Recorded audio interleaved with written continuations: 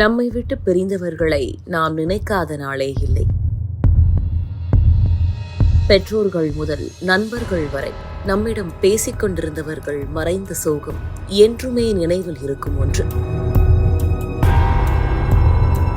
இறந்தவர்கள் போகும் இடம் மிக தூரம், மனித சக்திக்கு அப்பாற்பட்டு திகழும் யதார்த்தம். ஆனால் போனவர்கள் நம்மை தேடி வருவார்களா? நாம் அவர்களை நினைக்கிற மாதிரி அவர்களும் நம்மை நினைப்பார்களா? இதற்கான பதில் மிக ஆழமானது. ஆம், நினைப்பார்கள். நம்மிடம் ஒரு சில நாள் வருவார்கள். மகாலயம் இன்னும் ஒரு மாதத்தில், அதாவது அக்டோபர் 2ஆம் தேதியில் இந்த வருட மகாலயம் வரப்போகிறது.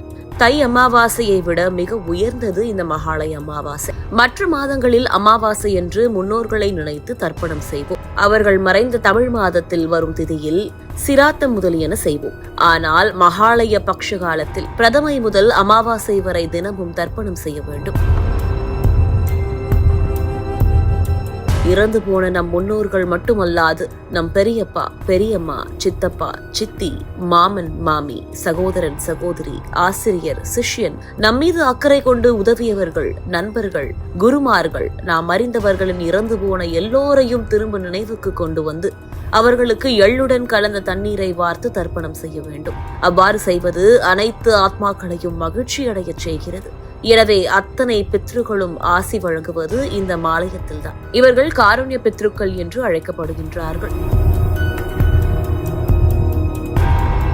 நமது பித்ருக்கள் அவர்கள் நினைத்த போதெல்லாம் பூலோகத்திற்கு வர முடியாது.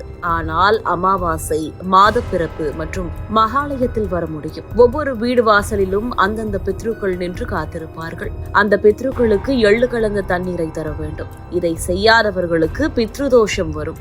அவர்களுக்கு மட்டுமல்லாமல் அடுத்தடுத்த தலைமுறைக்கு ஜாதகம் மூலமாக கடத்திச் செல்லும். தர்ப்பணங்களை செய்யாமல் போனால் ஊனப்பிறப்பு, தகராறு, சொத்து பிரச்சனை, குழந்தையின்மை, கருக்கலைப்பு, அகால மரணம், திருமண தடை, கடன், வறுமை, குறைவான மூளை வளர்ச்சி ஆகிய பல கொடுமையான நிலைமை பித்ருதோஷம் மூலமாக நடக்கும். நாம் வாழ, பிறருக்கு வாழ முயன்று வென்று இந்த பூமியை விட்டு செல்கிறோம்.